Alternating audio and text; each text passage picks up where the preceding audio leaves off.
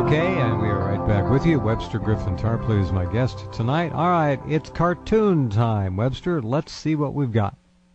Well, let's start with what we have just learned about Bush pre-Iraq War, just to refresh our memories on how these things work. We've now got another Downing Street memorandum leak, which tells us about a conversation between Tony Blair and Bush in the White House sometime before the Iraq War actually broke out. And this is released by this guy, Philippe Sand of the University College London, I guess, Queen's Counsel.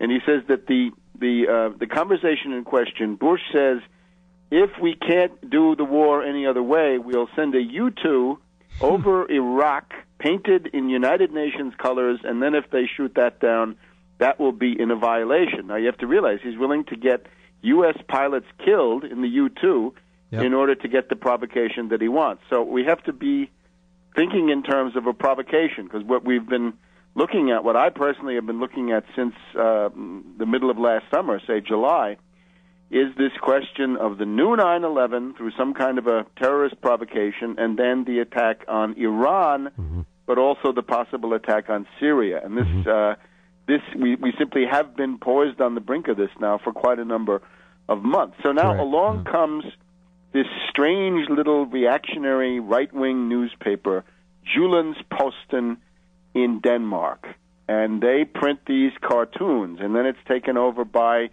a magazine in Norway, and then it's printed by La Stampa of Turin and François. There were about 10 or 11 publications that kind of picked this up almost a whole in bunch. Step. Yeah. And the interesting thing here is that it's clear to all that we're on the brink of the attack on Iran, and you can see that what they're attempting to do with this, and it is very clever, is an adjustment. And that is to say, in the case of the Iraq War, we had the U.S. and the British saying attack, and then we had France and Germany. We had Schröder still in Chancellor of Germany and Chirac of France saying, no, it's wrong to do this, it's not the right time, or whatever it is, but always advancing some kind of an opposition to it.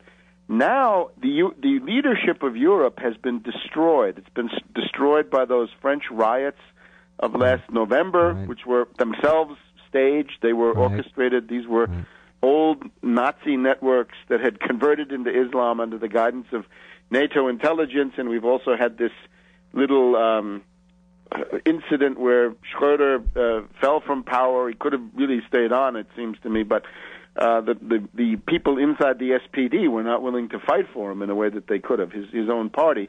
So now we've got this rather pathetic puppet, Mrs. Merkel, who will not be able to put up any resistance at all to Tony Blair and the neocons. So we have poor Germany, for such a long time, such a magnificent country with a heritage of science, of literature, and everything. Look at it now. Yeah.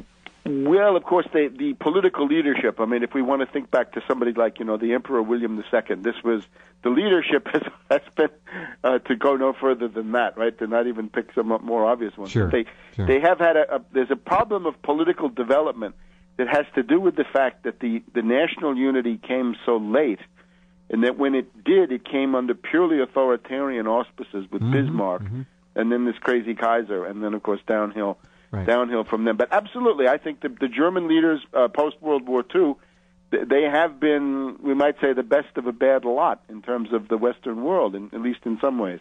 But now the point is that there's no more resistance. So we have now Western Europe in general, adrift. So what do? They're able, the U.S. and the British, and I'll try to show in some detail how they did this, because it's fascinating to see. They concocted a provocation, a PSYOP, right, psychological warfare operation, synthetic, artificial from the very beginning, that would somehow put Europe into the firing line, where the U.S. and the British could stay in the background. Tony Blair and Bush would not be the protagonists of this new crisis, but it would be the smaller countries. Look who's taken it on the chin. Look who's gotten their embassy burned down. Norway, Sweden, Denmark, France has been under attack, Germany has been under attack, Spain has been under attack.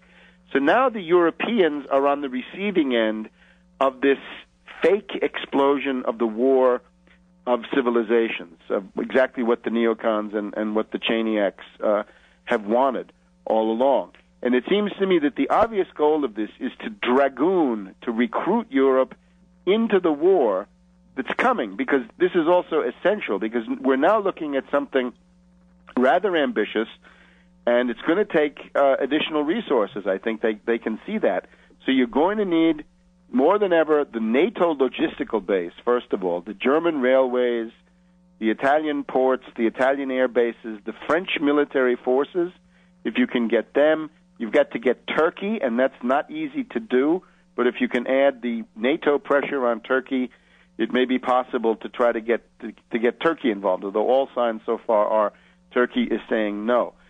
So they want to be able to count on the immense resources and indeed money of Western Europe in order to go into this. And again, one of the governments, the key one really, Germany, the most important single country, you had Schroeder, and now you've got this pathetic kind of neocon light. She's incredible. Yeah, she is a pathetic and I think a wretched figure. Well, let's go back. Let's go back to May 5th through May 8th of last year, 2005, at this place called Tegernsee. Now, Tegernsee is a lake in Bavaria, and I've been fortunate enough to be there once or twice. So there's a hotel called the let's call it the Sofitel Hotel in Rottach-Egern. So anyway, on the shores of this Tegernsee lake, and here we have a meeting of the Bilderberger Group. Now, I guess people know about the Bilderberger Group, right? Founded by the genocidalist Prince Philip of Britain, the guy who wants to come back as a virus and kill people to solve the problem of overpopulation. Just mind blows me still to this day that the guy would be so... he thinks that way, but to be so stupid to have vocalized it in public. Yeah. It would be hard to find a quotation from Hitler that says it quite that bluntly. I completely concur with you. And then, of course, Prince Bernhard of Holland. Now, this is Prince Bernhard of Lippe-Biesterfeld, a prince of the Holy Roman Empire and therefore of Germany. And this is the guy who married the Queen of the Netherlands. He, of course, had been a member of the Nazi SA, stormtroopers, and the SS.